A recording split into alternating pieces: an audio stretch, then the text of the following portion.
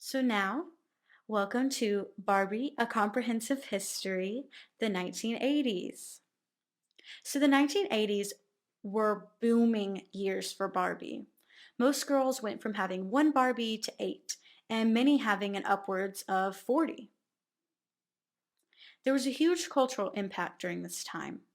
The first black Barbie came out in 1980, and this was not the first black Barbie doll, but rather the first Barbie, as in Barbara Millicent Roberts, to be black. So you could buy a white version of the doll or a black version of the doll. And in even more popular models, they would also have a Hispanic Barbie, which also came out in 1980. And she was the first Barbie, as in, again, Barbara Millicent Roberts, to be Hispanic. Now let's get on to Barbie's friends in the 1980s. So PJ ended in 1983. Kira slash Miko was introduced in 1985 through 2001. She was Barbie's first Asian friend, but she was later referred to not as Miko but as Kira. Her face sculpt was created for Asian dolls in the 1980s. The Hart family and their friends from 1985 to 1993 were created as a way for Barbie to market family-centered toys without having Barbie appear either as a child or as a mother, therefore tying her to one singular identity. Whitney was introduced in 1986 and she stayed through 1991. She premiered in the Jewel Secrets Barbie line of 1986. She uses the Steffi face mold, and she always came with brown hair. Teresa debuted in 1988, and she went on through the present. She first debuted in 1988 and has since been frequently seen as a close friend of Barbie's, along with Christy, and Teresa is Hispanic. Skipper got a few more friends. She had Scott, who was introduced in 1980, and he was Skipper's boyfriend. And then she had Courtney, who was introduced in 1989 and went up through 2018, and she was Skipper's best friend. Ken made some friends, Todd, who was introduced in 1983, and I'm pretty sure that's the only time he ever appeared. And this is Todd the adult, not Todd as in Tootie and Todd, who were Barbie's former siblings. He was only available as a groom to Tracy, who was a Hispanic doll from the same year, and they both were only available in a bride and groom package. Barbie's family expanded with the introduction of Jazzy in 1988, and she stayed on to 1992, so not very long. She was a cousin of Barbie. She was of high school age, and she was taller than Francie, one of Barbie's other cousins, but she was still a bit shorter than Barbie. She came, or rather she had, a boyfriend named Dude, who was introduced in 1989, and his face sculpt is the same as Derek from Barbie and the Rockers, who we'll be talking about more later. She also had a friend named Chelsea, who was introduced also in 1989, and her face sculpt is the same as the 1979 star friend Tracy. In 1989, Stacy, this is a different Stacy than Stacy EY, and Stacy spelled the same way, i.e., who later becomes Barbie's sibling. She had the same face sculpt as Steffi from 1972, and she was African American. Now I'm going to talk about some popular sets, but also sets that I like. So Barbie Loves McDonald's came out in 1982, and it is a Barbie item that I grew up with, and it's the McDonald's collab. Included is a serving counter, a trash bin, an outdoor bench seat with an attached table, and 32 tiny pieces to construct fries and burgers and drinks on trays and in boxes. Excuse my phone. This piece is so intricate that you can't help but love it, even if it is totally an advertisement marketed as a toy.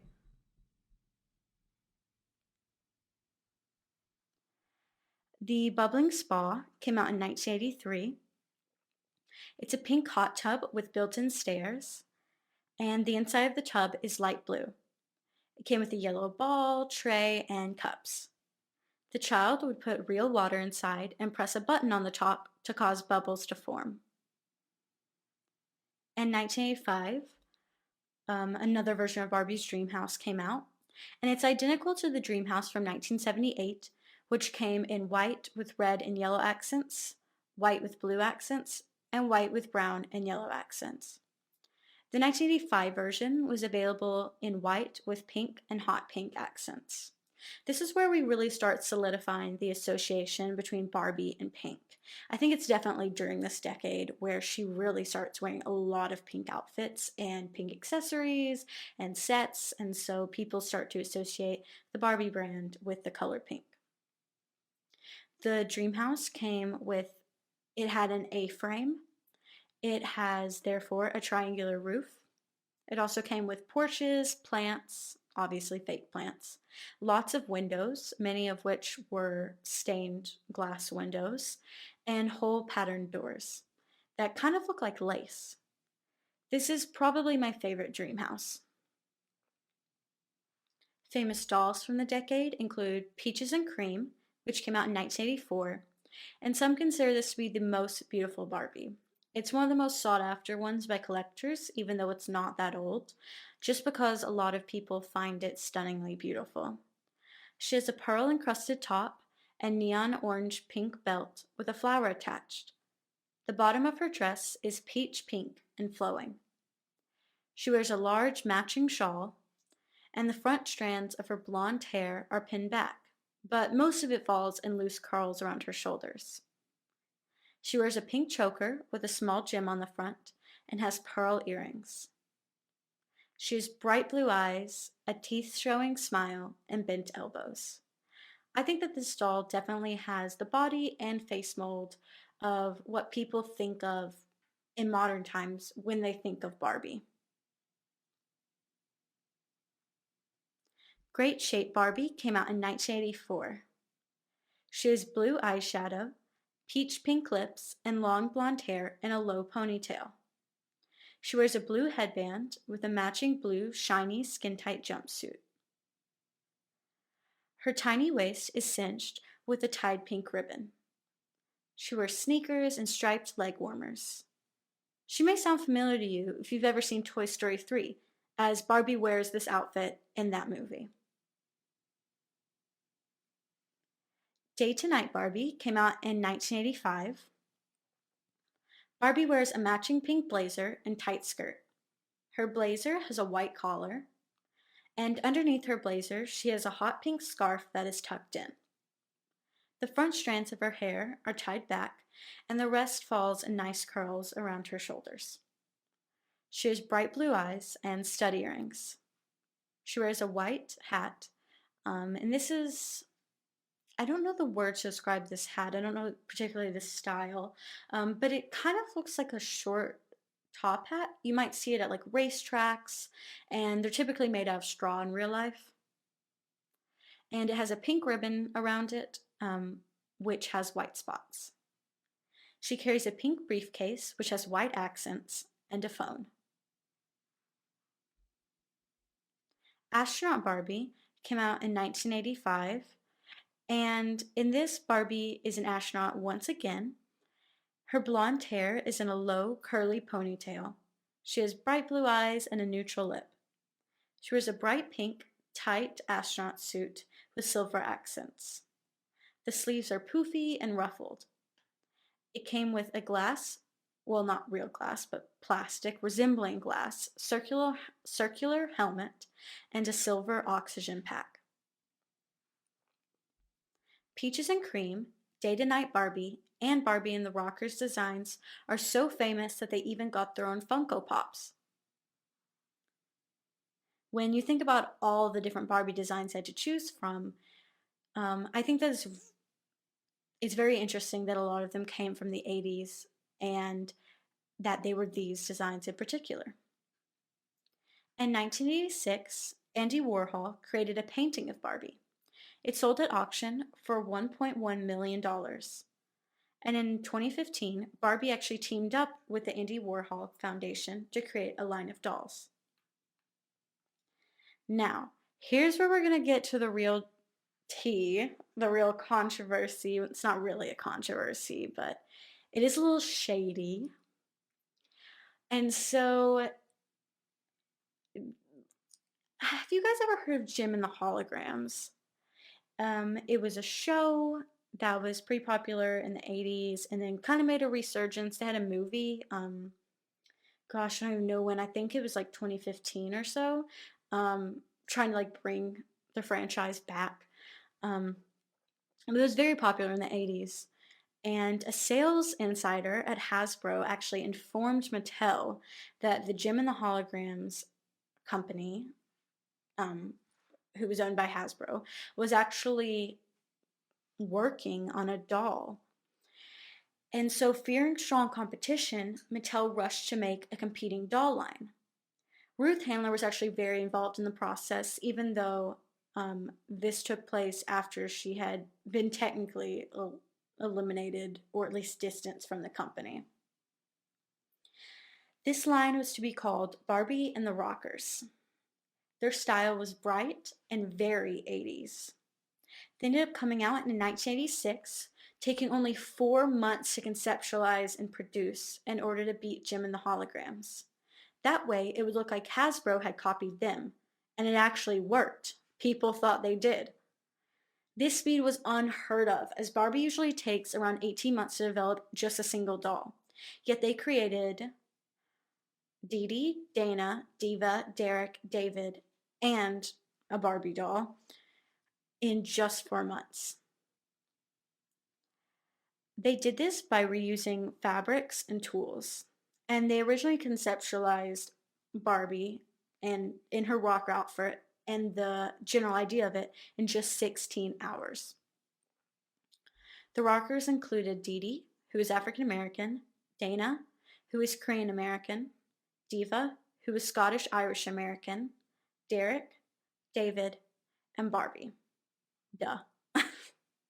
I do think it's funny though that Barbie's the only one without a D name. You would think that they would kind of like go for a theme, so maybe they all have B names. Though I guess it's Barbie and the Rockers, so just all the Rockers have D names. So I guess that makes sense. Barbie and the Rockers actually got their own film, or rather TV special, and it was a direct-to-video film, Barbie and the Rockers Out of This World, and it came out in 1987. Ruth was credited with writing this, which I think is really cool. It had a sequel, which came in most of the DVDs, or not DVDs, but VHSs, and it was Barbie and the Sensations, Rockin' Back to Earth.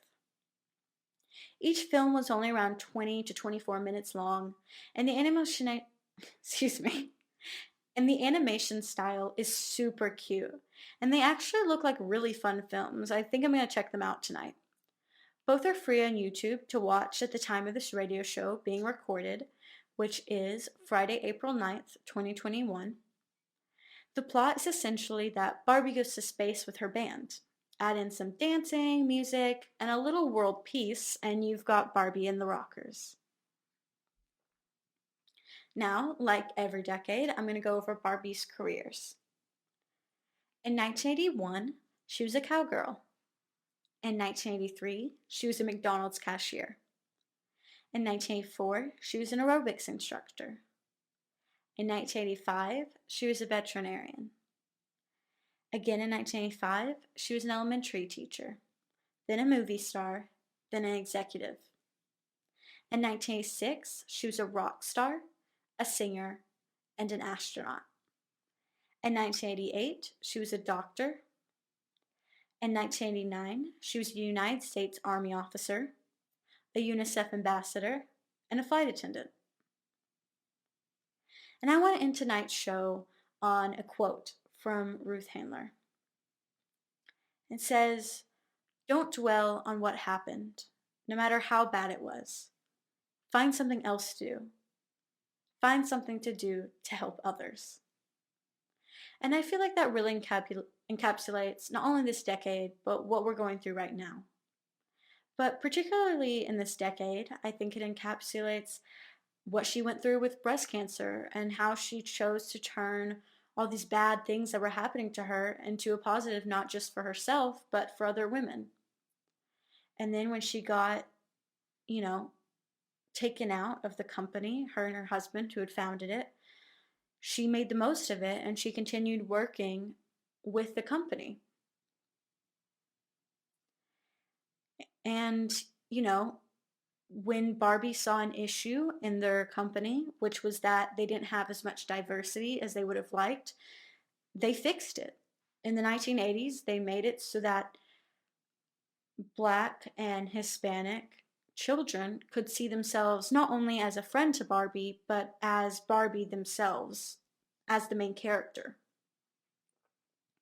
And then Barbie also took on a lot of illustrious careers, which is great. And it's not like she didn't have a lot before this, but I think it's really cool to see a woman in these strong positions of power, like an executive or a doctor.